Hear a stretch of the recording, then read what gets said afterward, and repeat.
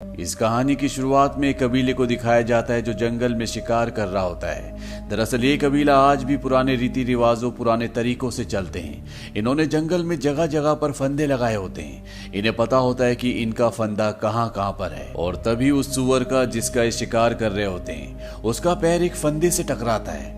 फंदे से टकराने की वजह से सामने जो लकड़ी का टुकड़ा उस फंदे से जुड़ा होता है वो सुअर की तरफ आता है। उस टुकड़े में बहुत नुकीली नुकीली लकड़ियां होती है और सुअर की मौत हो जाती है। ये सब के सब वहां बैठकर उसे काटना शुरू कर देते हैं, आपस में हंसी मजाक करना शुरू कर देते हैं। ये कबीला बहुत मस्ती करने वाला होता है। और तभी इनमें से एक, जिसका नाम जैगुआर पॉ होता है, उसे एहसास होता है कि उसके पीछे झाड़ियों में कोई है। वो खड़ा होकर उस तरफ देखने लगता है और उनसे पूछता है कि तुम्हें क्या चाहिए। वहां झाड़ियों से कुछ आदिवासी निकलते हैं और इनके सामने 4 बड़ी बड़ी मछलियां रख देते हैं। वो कहते हैं कि हम यहाँ से गुजरना चाहते हैं। बदले में ये भी उस शिकार का एक टुकड़ा जो इन्होंने अभी किया होता है ये भी उन्हें दे देते हैं। दरअसल ये सब पुराने रीति रिवाज हैं। और अगले पल झाड़ियों के पीछे से बहुत सारे आदिवासी निकलते हैं। ये सब वहां से जाने लगते हैं। जैगुआर पॉ देखता है कि इनमें से बहुत सारे लोग घायल होते हैं। वो इनसे पूछता है कि हुआ क्या था। उन्हीं आदिवासियों में से एक आदिवासी बोलता है कि हमारा कबीला तबाह हो गया और अब हम एक नई शुरुआत के लिए जा रहे हैं। जैगुआर पॉ उनसे पूछना चाहता है कि क्या हुआ था। उनके पीछे जाने लगता है, पर उसके पिता, जो इनके कबीले के सरदार भी होते हैं, वो जैगुआर को उनके पीछे जाने से रोक देते हैं। लेकिन जैगुआर कहीं ना कहीं अंदर से परेशान है। वो जानता है कुछ ना कुछ गलत हुआ है। अभी सब के सब वापस अपने कबीले में आ जाते हैं। इनके कबीले का माहौल भी बहुत अच्छा होता है। सब वहां पर भी हंसी मजाक करते हैं। रात को जैगुआर जब अपने परिवार के साथ सो रहा होता है तभी वो कुत्ते के भौंकने की आवाज से उठ जाता है। उसे एहसास होता है कि बाहर कुछ हलचल चल रही है। वैसे भी आज सुबह जो उसने उस कबीले की हालत देखी थी उससे वो घबराया हुआ होता है। अगले पल हमें बाहर दिखाया जाता है जहां पर एक बहुत ही भयानक, बहुत ही खूंखार आदिवासी होता है। उसके सभी साथी पेड़ों के पीछे छुपे होते हैं, जो उसके इशारा करने पर मशाले लेकर पेड़ों से बाहर आ जाते हैं। जैगुआर अपने घर से बाहर देखता है। उसे कुछ जलती हुई मशाले दिखती है और वो समझ जाता है कि कुछ ना कुछ खतरा है। वो अपने परिवार को लेकर बाहर निकलता है और तभी हमलावरों में से एक इन्हें देख लेता है, लेकिन जैगुआर उसे खत्म कर देता है। जैगुआर अपने परिवार को लेकर कुएं के पास जाता है। वो अपने बेटे और अपनी पत्नी, जो कि प्रेग्नेंट होती है, उन्हें रस्सी के सहारे धीरे धीरे कुएं में छोड़ना शुरू करता है। और जब वो नीचे जा ही रहे होते हैं तभी उन आदिवासियों में से एक आदिवासी, जिन्होंने इनके कबीले के ऊपर हमला किया है, वो जैगुआर को देख लेता है। वो भागता हुआ उसकी तरफ आता है। जैगुआर जल्दी जल्दी अपनी पत्नी और अपने बच्चों को नीचे छोड़ता है। वो गिर भी जाते हैं और अब वो आदिवासी इन तक पहुंच जाता है, पर जैगुआर उसे पैर से गिरा देता है। और इससे पहले कि वो कुएं के अंदर गिरता, जैगुआर उसका पैर पकड़ लेता है। वो आदिवासी जो कुएं के अंदर गिर रहा होता है वो देख लेता है कि जैगुआर की पत्नी और उसका बच्चा अंदर है, पर इससे पहले कि वो किसी को बताता, जैगुआर उसे मार देता है। जैगुआर अपनी पत्नी और बच्चे से कहता है कि मुझे अपने लोगों की मदद के लिए जाना होगा। हालांकि उसकी पत्नी उसे जाने से मना करती, उसे रोकती है, पर वो अपनी पत्नी से कहता है कि मैं वादा करता हूं कि मैं वापस जरूर आऊंगा।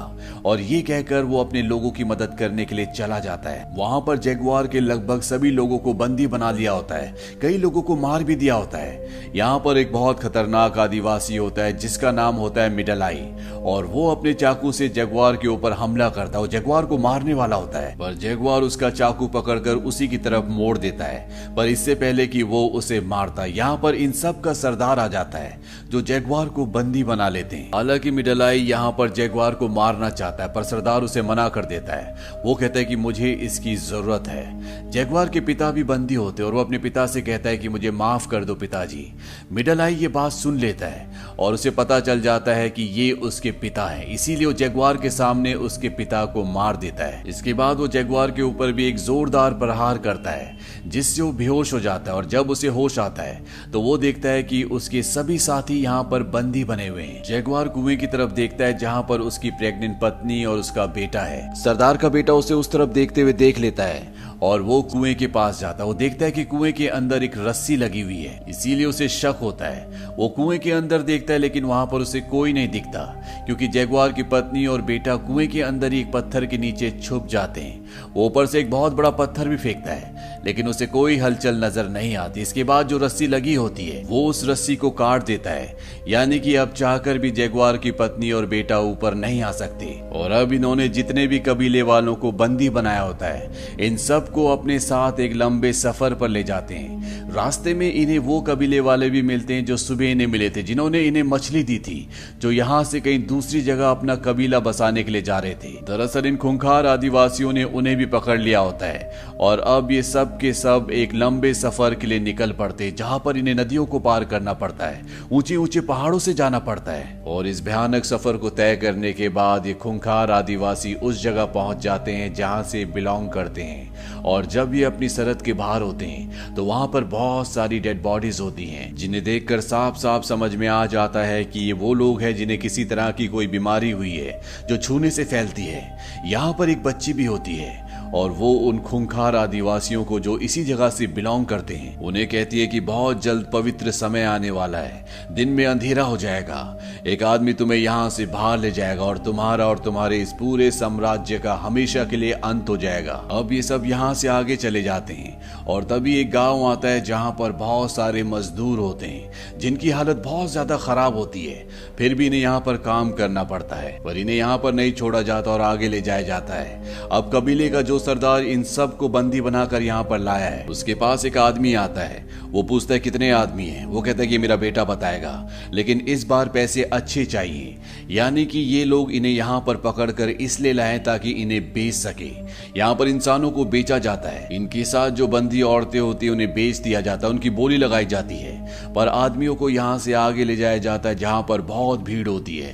दरअसल यहाँ पर इंसानों की बलि दी जा रही होती है और अब जगुआर को उसकी बलि देने के लिए ले जाया जाता है। ये दरअसल ईश्वर को खुश करने की बात कर रहे होते हैं, पर इससे पहले कि वो जगुआर को मारते सूर्य ग्रहण हो जाता है, चारों तरफ अंधेरा हो जाता है और यहाँ पर सब रुककर प्रार्थना करने लगते हैं। सूर्य ग्रहण छटने के बाद इन सब को एक दूसरी जगह ले जाया जाता है। एक लंबा सा ग्राउंड होता है और उसकी दूसरी तरफ झाड़ियां होती है। इन सब को बोला जाता है कि तुम भागो और अपने जंगल चले जाओ। यहाँ पर वो सरदार जो इन सब लोगों को बंदी बनाकर लाया, उसका बेटा भी होता है। उसका बेटा झाड़ियों के पास चला जाता है और इन्हें एक एक करके भगाया जाता है। पीछे से लोग इनके ऊपर भाले फेंकते, इनके ऊपर अलग अलग हथियार फेंकते ताकि इन्हें मार दें। इनके कई साथी मारे जाते हैं और अब जगुआर और उसके साथ दूसरा उसका साथी भागते हैं। जगुआर के साथी को तीर लग जाता है और उसकी मृत्यु हो जाती है। जगुआर को भी तीर लग जाता है जो उसके आर पार हो जाता है, पर वो मरा नहीं होता, जिंदा होता है। यहाँ पर जो कबीले के सरदार का बेटा होता है वो जगुआर को मारने के लिए आता है, पर इससे पहले कि वो उसे मारता वहीं पर एक जख्मी आदमी होता है जो उसे गिरा देता है। कबीले के सरदार का बेटा उसे मार देता है। इसके बाद वो चाकू निकालकर जगुआर को मारने के लिए आता है, पर इससे पहले कि वो उसे मारता, जगुआर को जो तीर लगा था उसने उसकी नोक तोड़ ली थी और वो उससे उसके गले को चीर देता है और जगुआर यहाँ से झाड़ियों में भाग जाता है। दरअसल वो खूंखार आदिवासी जगुआर और उसके कबीले वालों को सिर्फ अपनी प्रैक्टिस के लिए मार रहे होते हैं। यहाँ से जगुआर भाग जाता है, वो घायल भी होता है और भागते भागते वो एक गिरे हुए पेड़ पर जो ऊपर जा रहा होता है वहां पर चढ़ जाता है। वहां कबीले के सरदार का बेटा मर चुका होता है, जिससे वो पूरी तरह से बौखला जाता है और वो अब किसी भी तरह से जगुआर को खत्म करना चाहता है। इसीलिए वो अपने साथियों के साथ जगुआर का पीछा करना शुरू करता है। ये सब के सब उस पेड़ के नीचे से गुजरते हैं जिसके ऊपर जगुआर है, लेकिन ये उसे नहीं देख पाते और कुछ दूर जाने के बाद कबीले का सरदार अपने एक आदमी के कंधे पर देखता है कि खून होता है जो कि उसका नहीं होता। वो समझ जाता है कि ये जगुआर का खून है जो किसी पेड़ के ऊपर है, इसीलिए सब के सब वापस जगुआर को ढूंढने के लिए आते हैं। वहीं जिस पेड़ के ऊपर जगुआर होता है वो देखता है कि वहां पर एक जगुआर यानी कि जानवर का बच्चा है और तभी वहां पर उसकी माँ भी आ जाती है। जगुआर पौ उस तरफ भागना शुरू करता है जिस तरफ वो कबीले वाले गए होते हैं और वो भी जगुआर की तरफ आ रहे होते हैं। अब जगुआर पूरी तेजी से भाग रहा होता है और उसके पीछे खूंखार जानवर है, लेकिन इससे पहले कि वो जानवर जगुआर को पकड़ता, उसके और उस जानवर के बीच में एक कबीले वाला जो जगुआर को मारना चाहता है वो आ जाता है और वो जानवर उसे मार देता है। जगुआर यहाँ से निकल जाता है, लेकिन अभी भी कबीले वाले उसका लगातार पीछा कर रहे होते हैं और एक जगह रास्ता खत्म हो जाता है। दरअसल ये एक बहुत ऊंचा झरना होता है और यहाँ से कूदने का मतलब शायद मौत है, लेकिन उसके पीछे भी मौत होती है, इसीलिए जैगुआर वहां से कूद जाता है। उसकी किस्मत अच्छी होती है, वो बच जाता है और किनारे तक पहुंच जाता है। और जब वो ऊपर देखता है तो वहां पर कबीले का सरदार और उसके बहुत सारे आदमी उसे देख रहे होते हैं। जैगुआर अब इन सबको ललकारता है, क्योंकि वो अपने जंगल में आ चुका है जहां पर वो शिकार किया करता था। वो कहता है कि मेरे दादा ने यहाँ पर शिकार किया था, मेरे पिता ने यहाँ पर शिकार किया था, मैंने भी यहाँ पर शिकार किया और मेरे बच्चे भी यहाँ पर शिकार करेंगे, अगर हिम्मत है तो आ जाओ। ऊपर कबीले के सरदार के साथ एक आदमी होता है, वो कहता है कि हमें इसके पीछे नहीं जाना चाहिए, हमें वापस चले जाना चाहिए। दरअसल उसे उस बच्ची की भी भविष्यवाणी याद आती है जिसने कहा था कि तुम सबका अंत होगा, एक आदमी आएगा जो तुम्हें यहाँ से बाहर जंगल में ले जाएगा और इसके बाद तुम कभी भी वापस नहीं आओगे। सरदार उसे चाकू मार देता है, यानी कि वो अपने आदमी को मार देता है और इसके बाद एक खूंखार आदिवासी एक एक करके ऊपर से कूदते हैं। इसमें इनके एक आदमी की मृत्यु भी हो जाती है, पर बाकी बचकर किनारे पर आ जाते हैं। जैगुआर पॉ आगे भाग रहा होता है और वो एक दलदल में गिर जाता है। वो किसी तरह से उस दलदल से निकलता है, उसके पूरे शरीर पर कीचड़ लगा होता है और तभी उसका दिमाग पूरी तरह से सुन्न हो जाता है। वो कहता है कि मैं जैगुआर पॉ हूं, ये जंगल मेरा है और मुझे यहाँ से कोई नहीं भगा सकता, मैं किसी से नहीं डरता। और इसके बाद जब वो आदिवासी उसके पीछे आते हैं तो वो अलग अलग तरीके इस्तेमाल कर कर एक एक करके सबको मारना शुरू कर देता है। सबसे पहले वो इनके ऊपर मधुमक्खियां छोड़ता है, इसके बाद वो मेंढक के जहर से एक आदमी को मार देता है और तभी उसके सामने वो आदमी आ जाता है जिसने उसके पिता को मारा था, यानी कि मिडल आई। जैगुआर पॉ देखता है कि बीच में एक हथियार पड़ा होता है और मिडल आई उसकी तरफ भागता है, वो भी उसकी तरफ भागता है और जब वो हथियार तक पहुंच जाता है तो अपने घुटनों के बल घिसटता हुआ उस हथियार को उठा लेता है। मिडल आई अपने वार से चूक जाता है, पर जैगुआर अपने वार से नहीं चूकता, वो उसे मार देता है और तभी यहाँ पर बारिश होना शुरू हो जाती है। जैगुआर पॉ की बीवी और बच्चा कुएं के अंदर है, कुएं में लगातार पानी भर रहा होता है। उसकी पत्नी को अब यहाँ पर पेन भी शुरू हो जाता है, यानी कि उसकी कभी भी डिलीवरी हो सकती है। जैगुआर भागता हुआ कुएं तक पहुंच जाता है, उसके बीवी बच्चे बोलते कि हमें बाहर निकालो, पर उसके पीछे अभी भी बचे हुए 3 आदिवासी आ रहे होते हैं। उन तीनों में से 2 आदिवासी कुएं पर रुक जाते हैं क्योंकि वो देखना चाहते हैं कि कुएं के अंदर कौन है। वो उसके बीवी बच्चों को देख लेते हैं और कबीले का सरदार जो कि सबसे खूंखार है वो जैगुआर के पीछे भागता है और जैगुआर भागते भागते एक जगह रुक जाता है। दरअसल उसने कुछ देख लिया होता है। वहां पर कबीले का सरदार पहुंच जाता है। जैगुआर ने उसके बेटे को मारा, इसीलिए दूर से उसे तीर मारता है जो उसके दिल से थोड़ा सा ऊपर लगता है।